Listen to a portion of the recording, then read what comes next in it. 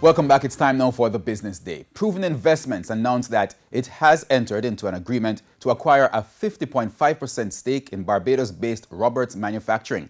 The acquisition, valued at $21.5 million US, gives Proven a controlling stake in the manufacture of edible fats, oils, and animal feeds, and helps Proven with its diversification push. This move by Proven is a critical move in our strategic evolution. We have, from the outset, over a 10-year period, seen ourselves as private equity players in financial services space, the real sector, and in real estate. This move puts us stronger in the real sector private equity space and gives us the opportunity to diversify our portfolio. Mr. Williams says the acquisition underlines Proven's bullish outlook and allows it to participate more in the real sector.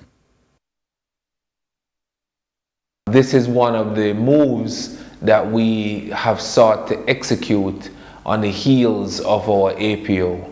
So as I have indicated, the APO will be used to drive acquisitions and real estate investments, and we're pleased today to announce the first of a series of investments that we hope to execute in 2021.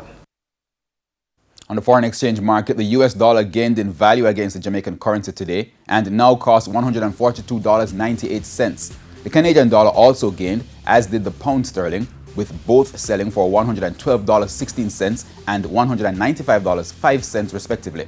The euro was the only currency weakening against the Jamaican dollar and will cost 52 cents less at $176.04.